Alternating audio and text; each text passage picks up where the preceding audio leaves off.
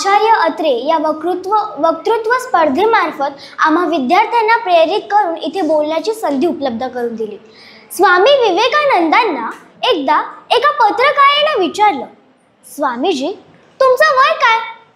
यावर स्वामीजी म्हणाले, माझं वय 1527 वर्ष। पत्रकारानं पुन्हा एकदा विचारलं, स्वामीजी मी फक्त तुमचं वय विचारले। तेव्हाही स्वामीजी म्हणाले की होय, माझं वय 1527 वर्ष। याची उकल करताना स्वामीजी म्हणाले, मी वाचलेल्या 1500 पुस्तकांनी ज्यांनी मला घडवलं, माझं व्यक्तिमत्व समृद्ध केलं, त्या पुस्तकांचं वय मी माझ्या वयातून वजाच करू शकत नाही।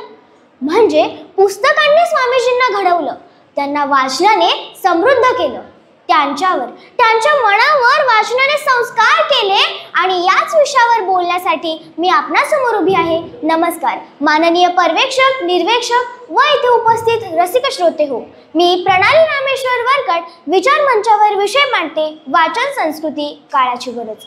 मित्रांनो, या सोशल मीडियाच्या काळामध्ये आपल्या कानावर रोजच अनेक चांगल्या आणि अनेक वाईट गोष्टींचा भडीमार होत असतो, पण या सर्व गोंगाटामध्ये वाचनाचे महत्त्व मात्र फारच कमी झालेले आहे। म्हणूनच संत गाडगे बाबा असं म्हणतात, मुलांना महागडे कपडे घेऊन देण्यापेक्षा त्यांना पुस्तकं घेऊन द्या, कारण महागडे कपडे त्यांना तात्पुरता आनंद देतील, पण जगण्याचं तत्वज्ञान शिकवायला मात्र पुस्तकच मदत करतील। उत्तम कांबळे असं म्हणतात की व्यवस्थेने मला मुकं केलं, पण पुस्तकांनी मला बोलतं, लिहितं, वाचतं आणि खेळतं केलं। म्हणजे पुस्तकं माणसाला एका ठराविक साच्याच्या पलीकडे जाऊन आतला माणूस शोधायला मदत करीत असतात आणि त्या माणसाच्या मनावर अधिक असे संस्कार देखील करत असतात। जडणघडणीच्या वयात साने गुरुजींच्या श्यामच्या आईनं आम्हाला संस्कारांचं बालकडू पाजलं, अद्भुत गोष्टींची भूक पंचतंत्राने भागवली। चंपक चांदोबानं आमचं बालपण अधिक खेळकर आणि अधिक खोडकर केलं। नरेंद्र दाभोळकरांच्या तिमिराकडून तेजाकडे शब्दशः आम्हाला अंधश्रद्धेच्या अंधकारातून ते विवेकाच्या उजेडाकडे नेलं। म्हणजे पुस्तकांनी आम्हाला काय नाही दिलं? मित्रांनो, पुस्तकांनी आम्हाला हसायला शिकवलं, रडायला शिकवलं, खेळायला शिकवलं, नाचायला शिकवलं आणि आमच्या भावनांना शब्दात मांडायला शिकवलं।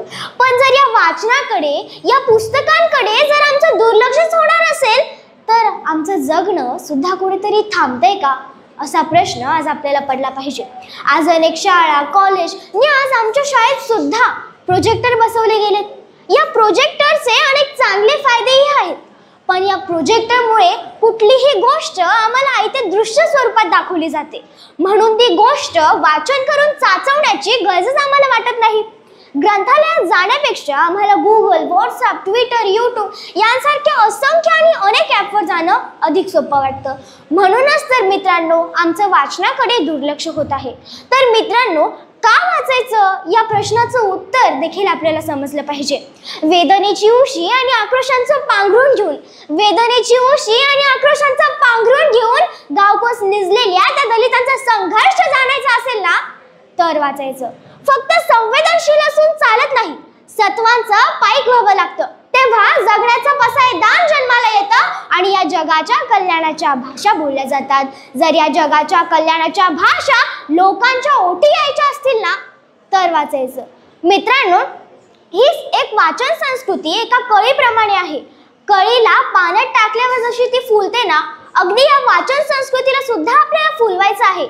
जेव्हा चांगदेवांनी ज्ञानेश्वरांना कोरे पत्र पाठवले होते, तेव्हा मुक्ताईने जे त्यांना समजावून सांगितले ते जगभर चांगदेव 65 म्हणून प्रसिद्ध झाले। मग आपण भरलेली कागद का वाचू शकत नाही, असा प्रश्न देखील आज आपल्याला पडला पाहिजे। मित्रांनो, मी एक विद्यार्थी प्रतिनिधी किंवा माझी स्वतःचीच प्रतिनिधी म्हणून जेव्हा विचार करते वाचन संस्कृतीबद्दल, तेव्हा मला असं वाटतं की काही जण असे म्हणतात की मुलं आजकाल वाचन सोडून, मराठी साहित्य सोडून, वेगवेगळे कथा सोडून, वाचण्याचं सोडून फक्त सोशल मीडिया याचा जप करत राहतात।